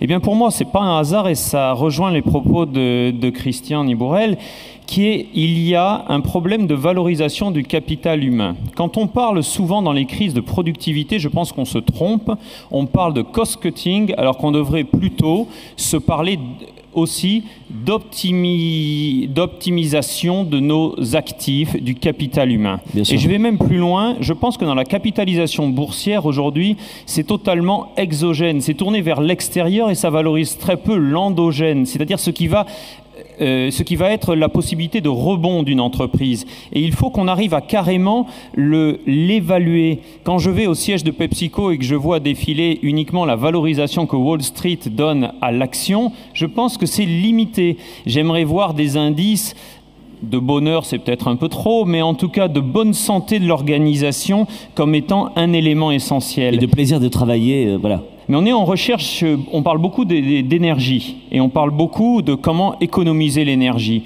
Eh bien pour moi, là, l'énergie qui est la plus renouvelable et qui est la plus recyclable, c'est celle de l'énergie des collaborateurs. Et c'est réellement derrière ce qui fait la différence entre telle ou telle structure, et d'autant plus dans nos pays riches qui s'adressent, je dirais, à des populations qualifiées, entraînés et qui ont besoin de sens pour que les changements qu'on leur demande d'opérer à longueur de temps les motivent. Dominique Hérillard, un sujet qui vous parle certainement sur ce capital humain, mais aussi sur l'adaptation, vous, de votre modèle à l'après-crise. Qu'est-ce que vous avez fait de si particulier ? Je ne sais pas si c'est ce que nous avons fait ou ce que nous essayons de faire qui est intéressant. Je voudrais quand même réagir sur plusieurs choses que j'ai entendues. Le capital humain, il est essentiel. Pourquoi ? Parce que d'abord, nous sommes toutes des entreprises qui ont été créées par des entrepreneurs, donc par des hommes ou des femmes, plus rarement des femmes, mais ça vient, qui se sont investis et qui ont réussi à convaincre autour d'eux des gens de les accompagner au fil du temps. Et c'est donc pour moi quelque chose d'essentiel. Pour moi, je crois aussi que pour s'en sortir, peut-être parce que c'est cette expérience principale que j'ai, mais pour s'en sortir dans la crise, si on a des marques, c'est le meilleur moyen de défense que l'on a. Tout le monde n'a pas des marques, mais quand on en a, on a une chance incroyable parce que dans les marques, on a une ADN, on a un système de valeurs qui peut nous permettre de rebondir quoi qu'il arrive. Alors bien entendu, la première chose, c'est de réfléchir à ce système de valeurs de l'entreprise, de la marque, et de ne pas s'en éloigner ni céder aux tentations. C'est sans doute le plus difficile que de ne pas céder aux tentations en période de crise. Dans l'univers dans lequel je suis, qui sont des produits haut de gamme qui sont très longs à élaborer, quand vous avez un cognac qui a plusieurs générations dans le chai, plusieurs maîtres de chai qui ont veillé sur lui, si vous faites des baisses de prix, vous ne rattraperez jamais sa valeur initiale et vous ne vous en sortirez pas. Donc, dans un marché où tous les prix s'effondrent, il faut être capable de résister à cette tentation-là, au détriment des volumes qu'on va vendre, au détriment des résultats qu'on va faire, au détriment du partage de richesse que l'on aura à l'intérieur de l'entreprise. La qualité dans une marque est aussi en général intrinsèque au nom que la marque porte, puisque pour faire la différence et dans la durée et à l'extérieur, on ne le fait pas si on n'a pas de valeur ajoutée. Une valeur ajoutée non seulement qualitative, mais aussi perçue par le consommateur, qui est un consommateur nouveau parce qu'il peut être dans un pays auquel on commence à s'adresser, mais aussi, et on l'a déjà dit, on y reviendra peut-être, un consommateur de plus en plus exigeant et surtout très renseigné. Dans un monde qui change, je crois qu'il faut se rappeler pourquoi on existe. Et c'est aussi une des manières de nourrir la créativité de son business. C'est en respectant la génétique de son produit et les éléments intangibles qu'il doit avoir. Une sorte de fidélité. Meglena souhaitait prendre la parole pour rebondir. Et Stéphane Truchy ensuite.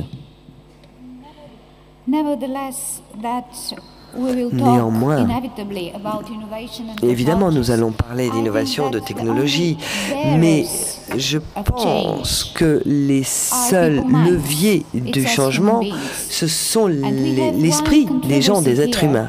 Et là, nous avons une controverse que nous devons traiter au sein de notre modèle économique européen. D'un côté, nous souhaitons être innovants, investir dans l'innovation, et dans le même temps, nous devons réduire les dépenses publiques. Donc, que devons-nous faire ?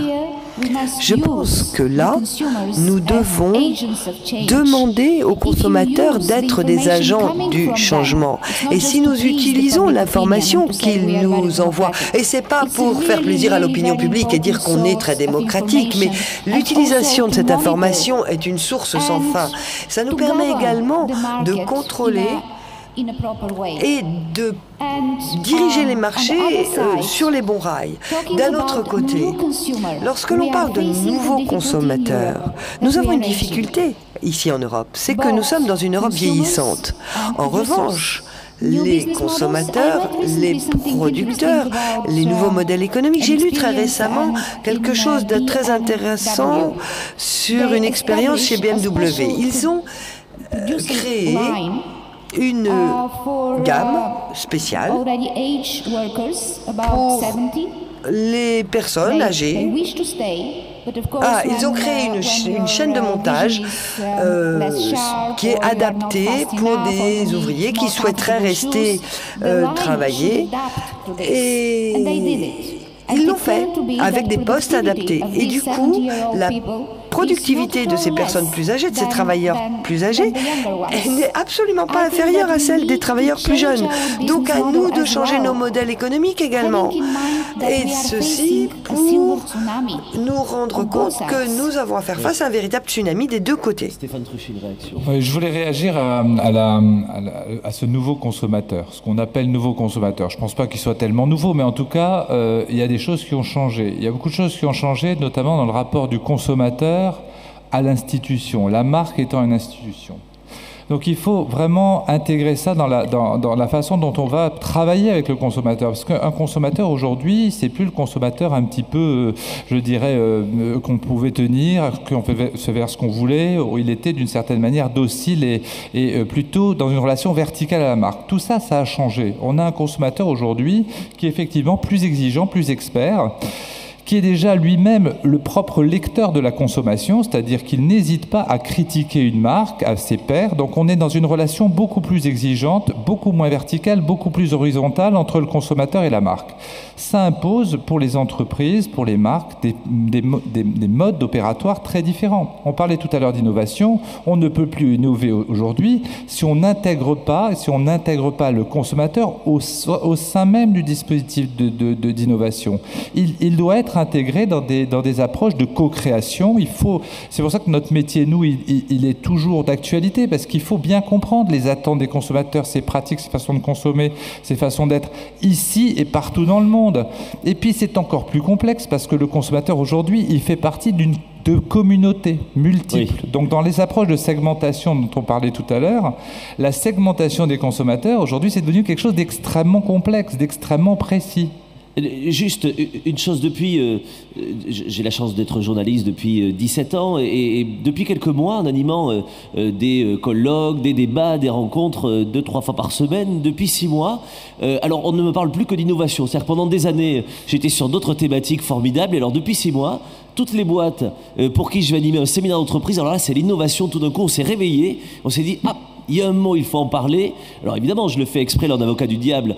Bien sûr que tout le monde y pensait plus ou moins. Mais alors depuis 6 mois, c'est le maître mot. C'est quoi innover exactement? Même si tout le monde a une définition bien particulière. Mais innover, est-ce qu'on sait le faire? Est-ce qu'on a un peu oublié parce que justement on a des méthodes un peu vieillissantes?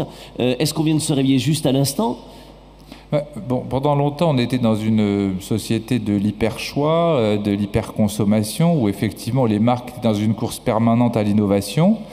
On sait aussi qu'il y a des chiffres qui disent que 60, alors il y a toute une série de chiffres, on va dire 70% des innovations meurent. Donc oui. Il y a quand même un débat autour de l'innovation utile. Mais c'est vrai qu'aujourd'hui, dans un contexte où le consommateur a besoin d'avoir des preuves de la part des marques, on ne peut plus justifier d'un prix ou d'une marque, d'être une marque, si on ne propose pas une différence.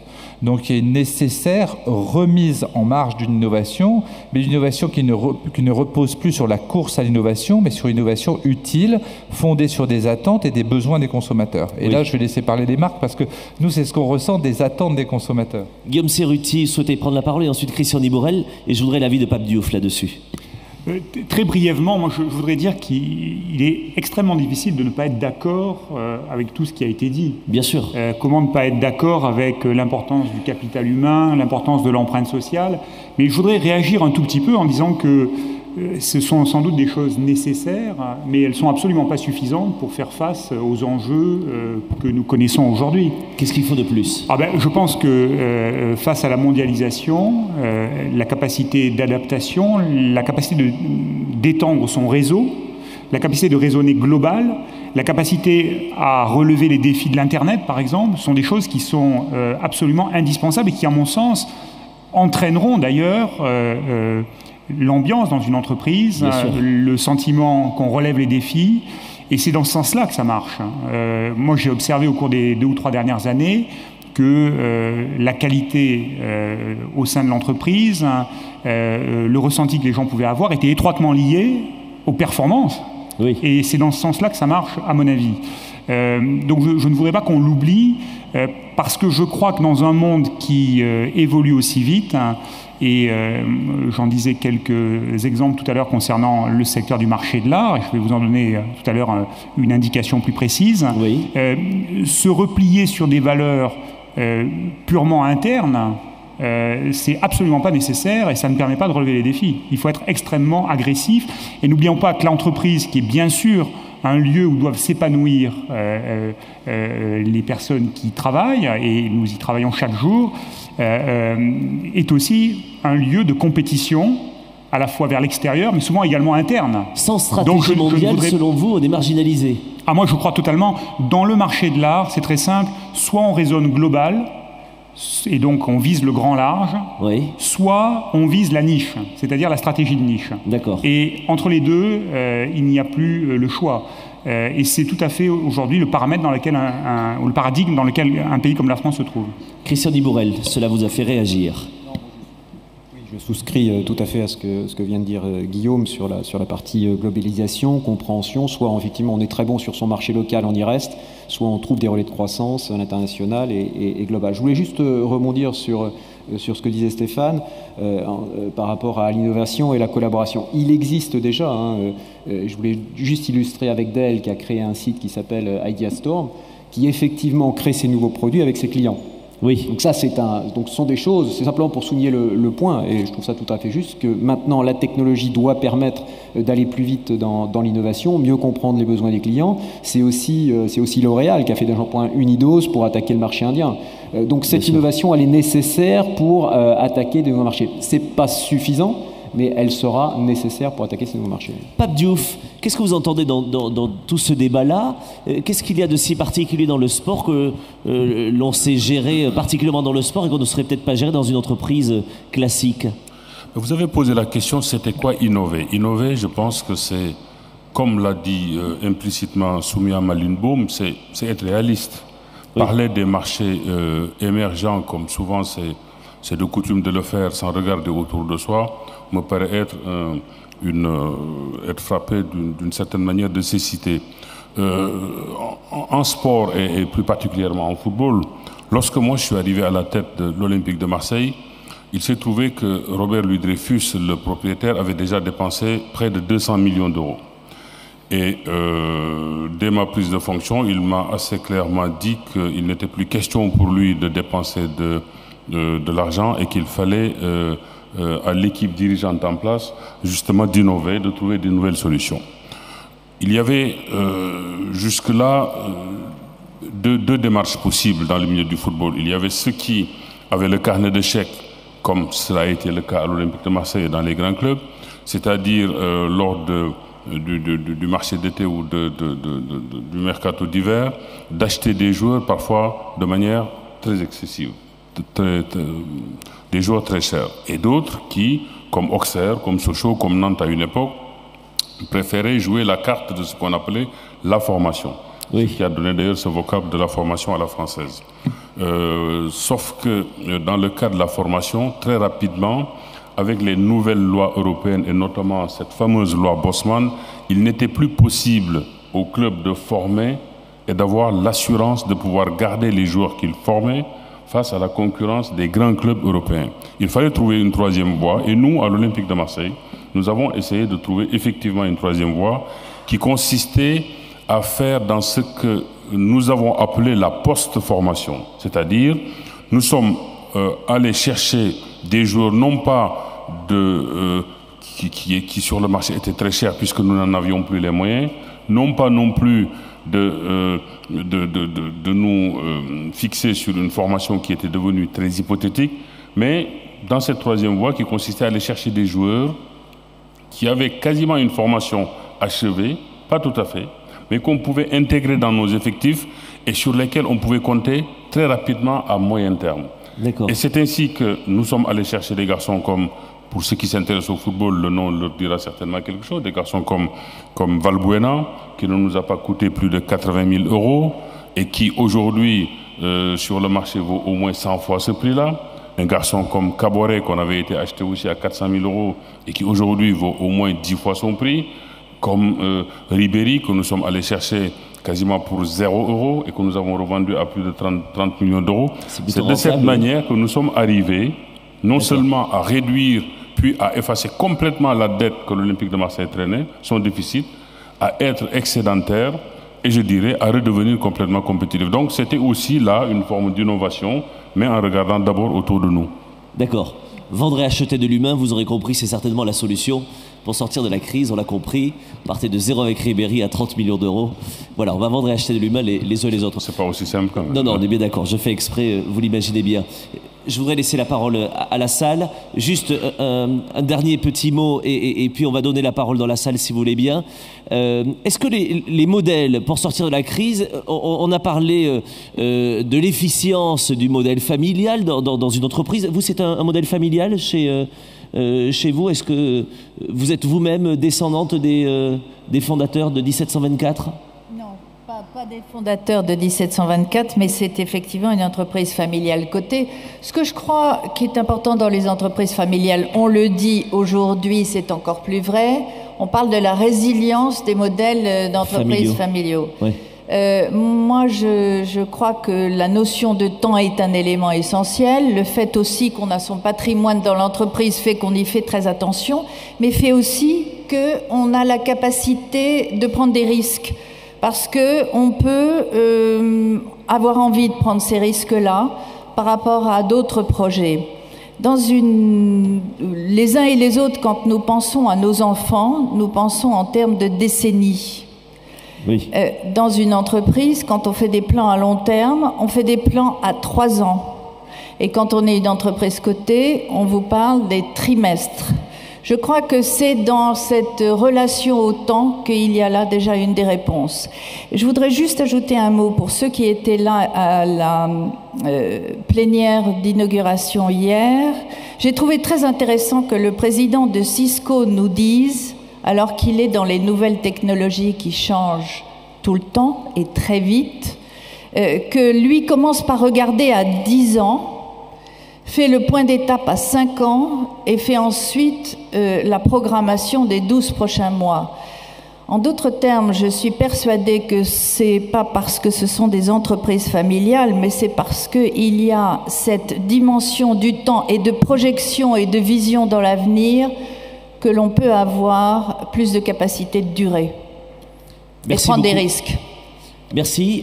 Juste, on va continuer évidemment avec les intervenants.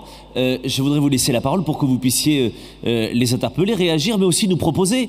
Il y a certainement des choses auxquelles on n'a pas pensé, des business models auxquels on ne pense pas. Vous avez certainement, vous, des témoignages, des vécus si particuliers qu'ils nous intéressent ici et qu'ils peuvent être constructifs pour tout le monde. De charmantes demoiselles sont là avec de charmants micros pour vos charmantes histoires, forcément. Ne vous bousculez pas au portillon. Voici le premier témoignage, la première question. Alors, la main est levée, allez-y, je vous en prie. Madame, bonjour, je vous laisse vous présenter si vous voulez bien. Oui, bien sûr. Donc, Dominique Dupaty-de-Clam, je suis créateur d'une petite entreprise de conseil et de co-skilling au niveau de la contribution handicap. Oui. Donc, moi, je voulais m'adresser à Monsieur Nibourel. Christian Nibourel, l'Accenture. Voilà, parce qu'il a parlé effectivement que les entreprises essayaient de couper leurs coûts. Moi, je suis quand même très étonnée et justement, j'ai vraiment une réflexion à approfondir. Les entreprises que je rencontre, et elles sont nombreuses, souhaitent couper effectivement dans leurs charges, essayer de réduire disons les finances dont elles ne se servent pas justement pour de l'innovation. Oui. Et je suis très étonnée parce que quand je propose justement de couper des coûts, d'avoir une réflexion au niveau de la contribution handicap, on me dit non, moi je ne veux pas prendre le risque du changement et je ne suis pas intéressée, mon entreprise ne m'intéresse pas justement au fait que je puisse faire des économies à mon entreprise. Donc ça, c'est un problème de management global. Alors, merci. C'est la question vraiment que je me pose au niveau des entreprises françaises. Merci beaucoup. On pose la question à Christian Nibourel. On va essayer de faire justement des échanges courts pour que tout le monde puisse prendre la parole, ceux qui le souhaitent en tout cas. Oui, lorsque j'ai parlé de réduction de coûts, c'est plutôt de l'optimisation des process par rapport à ces besoins de trésorerie à un moment donné. Alors sur la contribution handicap, puisque je pense que c'est à ça que vous faites allusion. Alors ça pour moi, ça fait complètement partie de l'empreinte sociale. À partir du moment où on est convaincu, et nous sommes convaincus de cela, parce que moi, j'ai pas d'usine, moi je fabrique pas de produits. Nous, on n'a que des hommes, on en a 180 000 dans le monde, et moi j'en ai 5 000 en France. Ça, c'est notre capital humain. Nous, on est obligés de travailler. Et l'entreprise, j'allais dire au-delà de ça, l'entreprise est de la matière vivante. Donc, à partir du moment où on est convaincu que la diversité est une des clés de succès des entreprises, est une des clés de succès fondamentales des entreprises pour mieux apprécier le monde dans lequel on vit et l'écosystème dans lequel on vit, pour arriver à proposer des solutions plus rapidement et des solutions plus adaptées aux besoins des entreprises, à ce moment-là, on est obligé de travailler sur l'empreinte sociale et la diversité fait partie de cette empreinte sociale. Donc on ne peut pas penser que la contribution handicap est une charge pour l'entreprise. La contribution handicap, c'est un problème de santé publique. C'est complètement différent. Christian Nibourel, juste une question là-dessus. Comment faire en sorte que ce ne soit pas le Xème gadget et la Xème période un peu formidable où tout d'un coup on est tous passés à la lessiveuse verte voilà, dans les entreprises, on passe pas à la lessiveuse diversité juste pour faire bien aussi. Attention, je fais exprès d'aller loin, mais je veux dire, comment faire en sorte que ce ne soit pas juste un petit label pour mettre au fond du papier à lettres et qu'en fait concrètement ça ne serve à rien dans l'entreprise. Soit vous êtes convaincu, c'est ce que disait Vincent, soit vous dites oui, effectivement, mon capital humain, mon empreinte sociale, encore une fois, l'empreinte sociale, c'est pas que le capital humain de l'entreprise, c'est aussi son impact sur son écosystème. Aussi. Local, international ou global. À partir du moment où vous êtes convaincu, c'est ça qui fait la création de richesse. Une entreprise doit créer de la richesse. On a des actionnaires, on a des comptes à régler. On doit tenir un certain nombre d'engagements. Mais à partir du moment où vous êtes convaincu, c'est la combinaison et l'intégration des trois empreintes qui fait le succès de l'entreprise et qui lui permet de passer la crise dans de meilleures conditions, aujourd'hui ou demain en mettant plus de long terme dans le pilotage de l'entreprise, là à ce moment-là vous n'avez plus le choix, ça pas un label. C'est pas un label, c'est une nécessité. Exactement. Vincent Prolongeau qui est avec nous donc à la tête de PepsiCo mais également à la tête d'Entreprise et Progrès. Oui, et je pense effectivement, et au sein d'Entreprise et Progrès, que ce défi il est réel et il faut être beaucoup plus radical. Et si je puis me permettre, je pense que par rapport à la remarque de M. Cerruti, on n'est pas tout à fait d'accord. Parce que quand on dit oui, le capital humain, c'est bien, mais enfin, ça ne fera pas tout, il y a un problème de priorité. Et je pense que ce consensus mou est trop mou pour changer quoi que ce soit. Et c'est là où il faut le durcir impérativement. Et c'est pour ça que dans nos propositions, nous on va jusqu'à dire il faut en faire un élément du compte d'exploitation d'une entreprise, impérativement. Il faut forcer les financiers à s'engager, par exemple, sur des fonds d'engagement vis-à-vis des dirigeants. Il faut qu'il y ait une forme de pacte qui change. Pas simplement tu me donnes tant en retour sur investissement, mais tu me rends une entreprise avec une certaine qualification sociale. Et ça, il faut réussir, et je suis sûr que ça sera une mine d'or pour les consultants, à créer ces critères-là qui permettront demain d'évaluer les entreprises aussi sur cette dimension. Donc si on se contente des belles paroles, ça ira nulle part, mais on se retrouvera dans la même crise. Madame, on a répondu à votre question certainement. On a d'autres questions dans la salle, on va passer le micro si vous voulez bien. Monsieur, bonjour, je vous laisse vous mettre debout et vous présenter, s'il vous plaît. Ça fonctionne, ne vous inquiétez pas. Bonjour, Jean-Pierre Alix du CNRS. Je voudrais revenir au titre qui est devant nous, qui s'appelle « L'étrangeté du monde ». Oui. Et je pense qu'il a deux sens. Le premier, c'est que étrange, c'est attractif, c'est attirant. Il y a des choses qu'on ne connaît pas encore et qu'on peut faire. Et en même temps, c'est le mot « étranger ». Alors, est-ce que je pourrais savoir de la tribune ce qui fait que notre monde nous est moins étranger et qu'on peut devenir plus conquérant, disons? Je vous trouve formidable, donc nous avons encore 6 heures pour débattre de cette question philosophique et je vous propose donc de démarrer d'ores et déjà la nocturne de l'université d'été du MEDEF. Non, la question est passionnante. Monsieur, vous me permettrez de vous frustrer si j'invite les intervenants ici à vous répondre en quelques secondes, 14 secondes 22 en tout cas. Excusez-moi pour la frustration d'ores et déjà. Qui souhaite répondre? Oui, Dominique. Dominique Carrère-Dubreuil à la tête de Rémi Cointreau.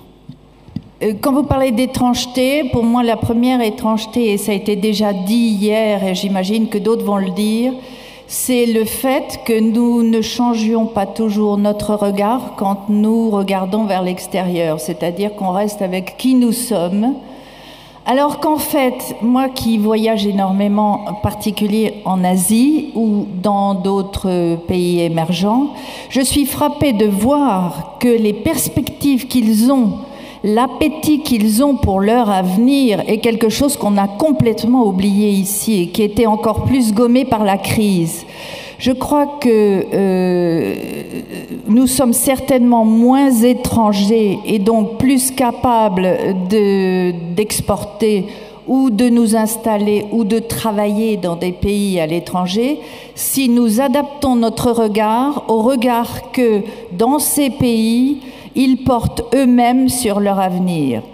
Ils sont au début de leur croissance ou ils sont partis dans une croissance forte, donc dans des perspectives d'avenir que nous n'avons pas toujours ici. Soumia Malenbaum qui est à la tête de Kérus et qui est membre des managers de la diversité. Oui, justement, l'étrangeté du monde, on peut reparler effectivement de ce capital humain et comment aujourd'hui les hommes et les femmes dans les organisations voient ce monde en mutation. Et aujourd'hui, pourquoi il faut investir dans ce capital humain? Parce qu'il faut l'accompagner dans ce changement. Aujourd'hui, nous sommes très effrayés face au changement dans les organisations. La peur dans l'entreprise, c'est quelque chose qui est extrêmement présent. D'où cette volonté des dirigeants de devoir maintenant investir dans de la formation, dans de l'accompagnement au changement, dans la mobilité qui reste quelque chose d'inquiétant pour les collaborateurs, et de regarder ce qu'est la globalisation et la mondialisation, non pas comme quelque chose de dangereux, mais comme quelque chose d'accessible et d'assez facile, puisque nous pouvons déjà, dans notre pays, accéder à cette globalisation. Quand aujourd'hui notre pays est multiculturel, nous avons un passé, une histoire, avec cette diversité d'histoires, de parcours et de cultures dans notre pays, nous pouvons également nous appuyer sur cette jeunesse qui peut, à travers cette dimension multiculturelle, faire la passerelle avec notamment un continent qui est un continent proche du nôtre, qui est le continent africain, où il y a énormément de pays francophones, où nous pourrions déjà aller nous entraîner, je dirais, dans cette mondialisation. D'autres éléments de réponse. Vincent Prolongeau, Meglena Kuneva aussi, et on va essayer d'enchaîner les questions, il nous reste quelques minutes. Vincent Prolongeau.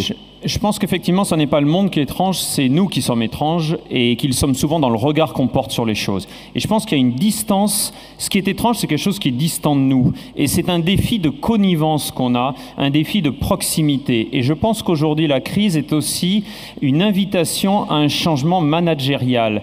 Et je pense qu'on est sorti d'une vision assez verticale des entreprises, je dirais un peu paternaliste, et il faut arriver à une vision plus horizontale, c'est-à-dire fraternaliste. La création de communautés, la création d'une proximité plus forte à tous les niveaux. Et à mon avis, c'est ce changement d'axe qui aujourd'hui doit s'opérer. Et je suis agréablement surpris parce que je ne savais pas, vous souhaitiez applaudir monsieur, mais allez-y, même si vous êtes seul au deuxième rang, mais vous pouvez le faire. Non mais ce qui est agréable, c'est qu'en plus, on entend des mots auxquels je ne m'attendais pas forcément, et notamment sur la fraternité ici. Meglena Kuneva souhaite intervenir.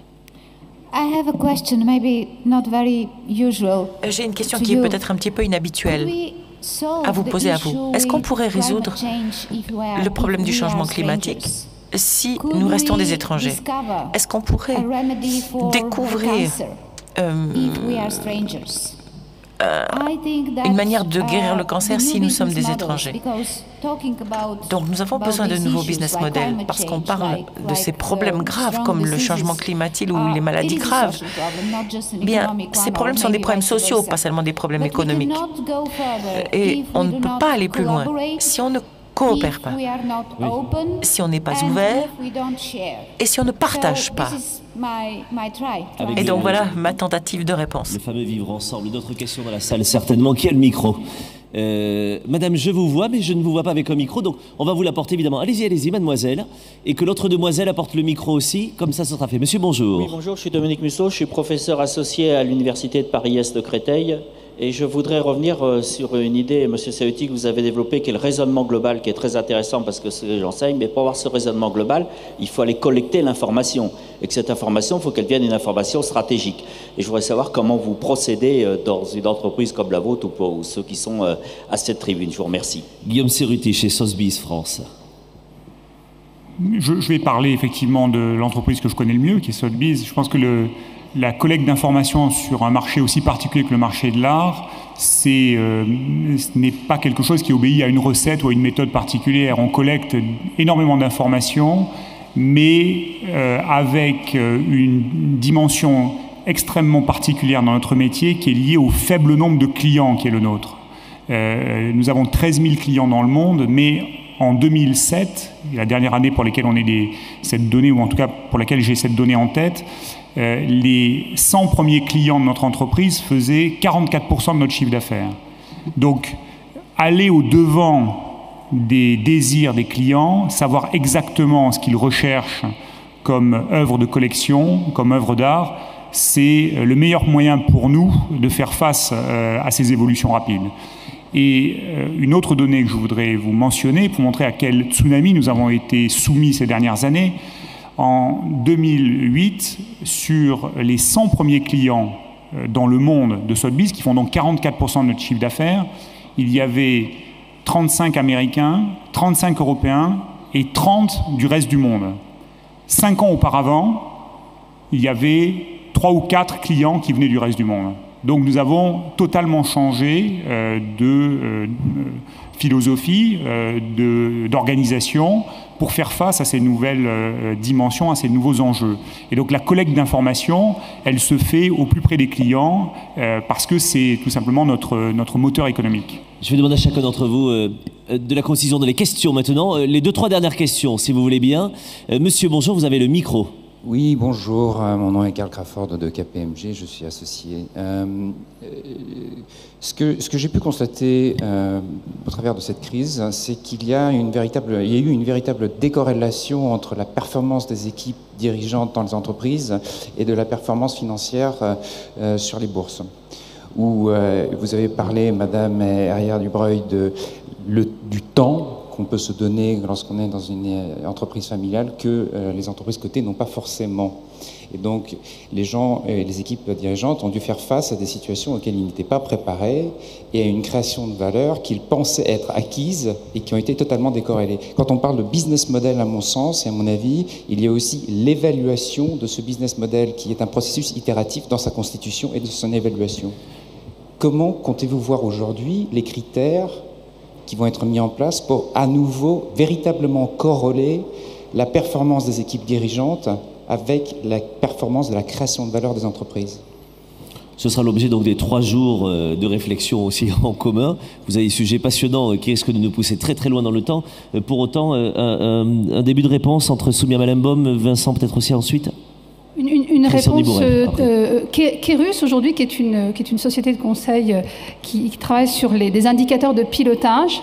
On a mis en place une équipe sur toute la thématique RH, c'est-à-dire qu'aujourd'hui, la dimension ressources humaines dans les organisations, depuis le recrutement jusqu'à la gestion prévisionnelle des compétences, en passant par la formation des managers, et nous sommes en train d'essayer d'accompagner les organisations pour les aider à avoir des outils de pilotage et de valorisation financière, même si aujourd'hui le capital humain n'a pas de valorisation financière en tant que tel, puisque ça fait partie du capital immatériel. Oui. C'est un des sujets de recherche et développement que nous avons chez nous, justement pour répondre à la demande de nos clients, des grandes organisations, qui ont mis aujourd'hui cette notion de capital humain et de management et d'évaluation de ce qu'est ce capital humain, de façon à pouvoir rendre compte au marché financier à travers un certain nombre de tableaux de bord qui sont aujourd'hui identifiés par le marché financier. Donc voilà notre réponse très... Christian Dibourel et ensuite Vincent Prolongeau. Rapidement, Guillaume aussi si vous voulez, il nous reste quelques instants seulement. Oui, non, moi je ferai juste un commentaire parce que ça va dans le sens de ce qu'on essaye de faire. J'écoutais hier, d'ailleurs je crois que c'est Soumier, ou je ne sais plus, c'est peut-être pas sur BFM d'ailleurs, il faisait effectivement un parallèle, pour aller dans votre sens, entre les patrons qui ont le plus licencié, le plus fait de plans sociaux, et qui ont eu le plus de rémunération. Bon, on peut se poser la question. Pourquoi ? Parce que c'est très simple. En fait, on ne travaille que sur l'empreinte économique. Si on commence à mêler la performance des entreprises ou à apprécier la performance des patrons et des équipes dirigeantes autour de ces 3 empreintes qui nous paraissent, nous, indissociables, qui sont l'empreinte économique, l'empreinte environnementale et l'empreinte sociale, on va peut-être arriver à rééquilibrer les choses. Vincent Prolongeau, Guillaume Cerruti, et puis ensuite on prend les dernières interventions de la salle. Je pense qu'on a effectivement tendance à devenir un peu schizophrénique dans les entreprises parce qu'on nous demande constamment d'avoir des initiatives long terme et en même temps on les évalue à court terme. Donc là, il y a quand même une contradiction forte dont il faut sortir et je pense que vous avez raison de souligner que les critères d'évaluation des équipes dirigeantes aujourd'hui ne sont pas les bons. C'est-à-dire qu'il faut changer et pour changer cela, il faut qu'il y ait des normes, c'est ce qu'on appelle de nos souhaits qui permettent d'évaluer tous les éléments soit immatériels à court terme aussi, soit aussi une forme d'engagement sur du plus long terme, mais qui soit agréé avec ceux qui donnent cette fameuse valeur aux entreprises. Oui. Et là, c'est vrai que c'est quelque chose qui ne peut pas se faire dans un coin tout seul, c'est un problème mondial, et je pense que quelque part derrière le thème du bonus des traders, on ferait mieux de se préoccuper de ces critères d'évaluation que de ces problèmes, de cet épiphénomène. Et là, j'espère que le sujet sera recentré là-dessus. Je vous propose d'entendre les 2-3 questions dans la salle que l'on va regrouper pour ensuite faire, dans la conclusion, une réponse, si possible, commune à tout le monde. Monsieur, vous avez le micro depuis tout à l'heure. Bonjour, je vous laisse vous lever, vous présenter. Oui, bonjour, Daniel Viard. Je suis délégué général d'un syndicat professionnel juste après avoir quitté l'opérationnel dans les entreprises. Donc la question s'adresserait un petit peu aux 2 extrémités de cette tribune. Il ne s'agit là que de positions géographiques, vous l'aurez compris. Absolument. Je crois qu'il y a un modèle qui existe, puisque c'était le thème de la matinée, en Europe, qui s'appelle le FQM, et je crois que c'est peut-être ce qui regrouperait vraiment très très bien tout ce qui a été dit. FQM. Ça s'appelle la European Foundation for Quality Management. Et vous retrouvez dans ce modèle européen, qui est un modèle d'excellence, si vous voulez, tous les critères, je crois, que nous avons entendus de façon tout à fait brillante de la part des intervenants. Merci monsieur. Madame, vous avez le micro, bonjour. Vous n'avez plus le micro. Oui, bonjour. Oui, excusez-moi. Je vous en prie. Laurence Martin, je dirige un cabinet en ressources humaines. Donc, je suis une experte en capital humain, mais ce n'est pas ma question. C'était l'innovation, c'était quand même mettre en place de nouveaux modèles. Donc, il s'agit de... Et ma question, c'est comment, dans les entreprises, on va motiver les équipes pour, justement, les orienter, être mind-oriented vers l'innovation et trouver une nouvelle façon de travailler. Voilà ma question.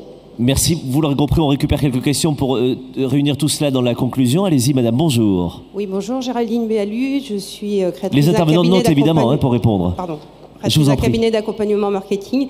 Vincent Prologeau, tout à l'heure, a dit que la confiance était le prérequis à la croissance. Quand on parle de confiance, ça renvoie à l'espérance, à l'assurance. Est-ce que les médias n'ont pas un rôle à jouer pour redonner confiance aux consommateurs? Autre dernière réaction dans la salle, quel micro?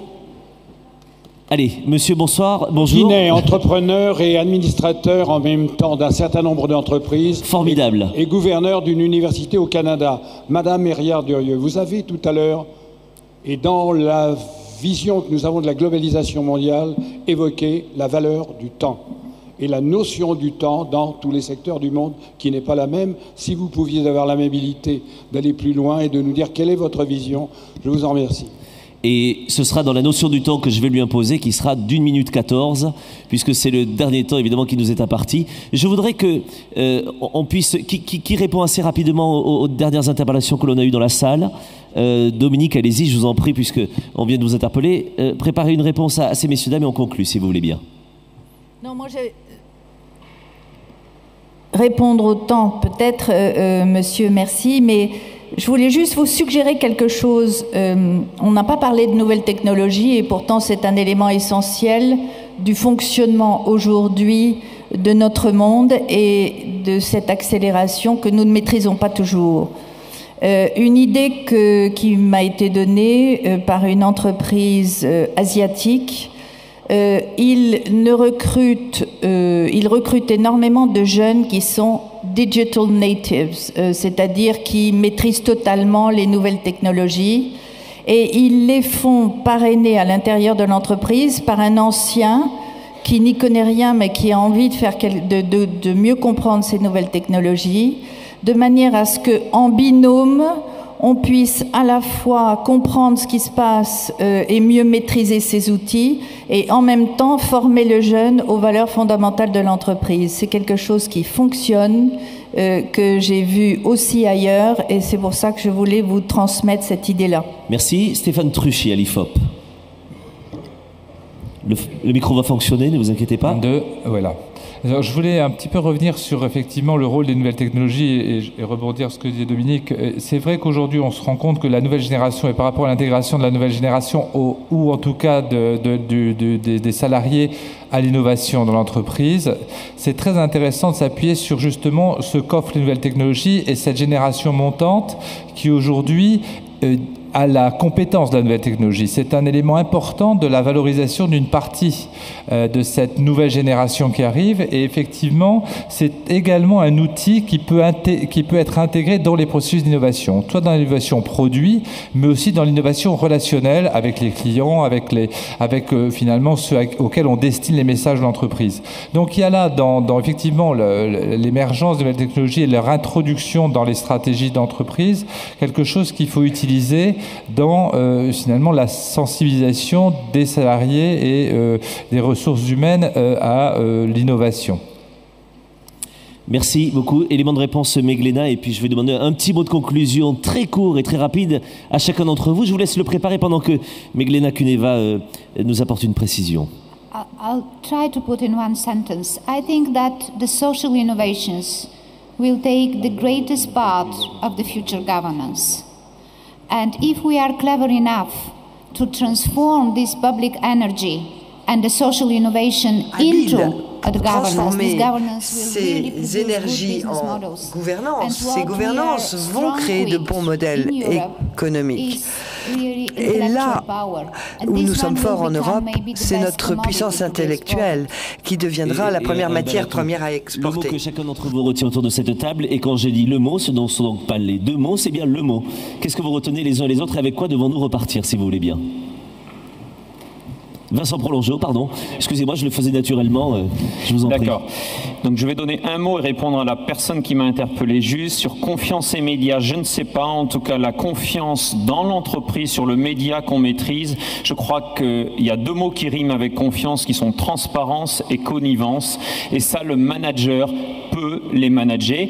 Et mon dernier mot qui est de vous inviter, pour ceux qui souhaitent poursuivre la réflexion sur globalement, et si la crise avait du bon pour inventer l'entreprise de demain, eh bien c'est vous inviter à poursuivre la réflexion le 18 octobre pour un colloque d'entreprise et progrès au Collège des Bernardins de 17h à 21h. Vous êtes les bienvenus pour poursuivre cette réflexion puisqu'on est trop court en timing. Et c'est noté, vous aviez raison de faire la pub ici. Soumia Malembaum, le mot.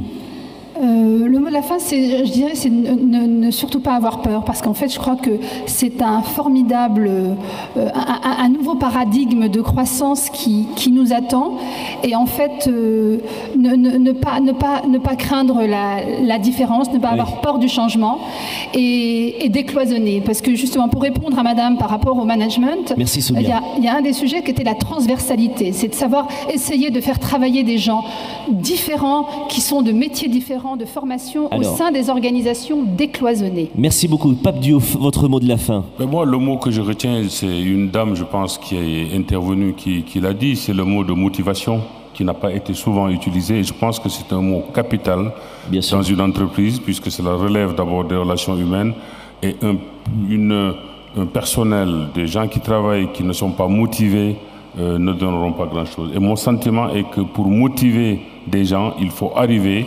à faire admettre à chacun le sens des objectifs. Dominique Hérillard-Dubreuil, votre mot de la fin. Ce serait le mot d'un grand-père paysan. Lorsque tu ne sais pas où tu vas, et Dieu sait si notre monde est incertain, regarde d'où tu viens. Merci Dominique. À l'autre bout, à l'autre extrémité, comme on disait tout à l'heure, Christian Nibourel, l'Accenture, votre mot de la fin. Oui, je dirais, moi, le mot de la fin, c'est le leadership positif des chefs d'entreprise. Et je leur rends hommage parce que c'est parce qu'ils sauront prendre à bras-le-corps tous ces problèmes, qui sont des problèmes complexes, qu'on arrivera à sortir de cette crise et à faire que les prochaines crises se passeront d'une façon, j'allais dire, plus douce. Guillaume Cerruti, votre mot de la fin également. Raisonner global. Bien résumé. Stéphane Truchy. Il y a une notion de réveil, il faut réveiller, il faut faire participer. Je pense qu'il faut de nouveau emmener les gens dans l'audace, dans l'idée qu'il faut contribuer à renouveler tout ça. Meglena Kuneva. I'd like to show consensus. And to say that, both, et je voudrais dire que le réveil et la pensée globale, ce sont mes deux expressions favorites. Je porte le nom d'oiseau, j'ai l'habitude qu'on me traite de tous les noms d'oiseaux, donc je voulais remercier la patience des gens du MEDEF qui m'ont permis ces quelques minutes de débord. Je voudrais qu'on remercie, qu'on applaudisse tous les intervenants sur cette scène, s'il vous plaît.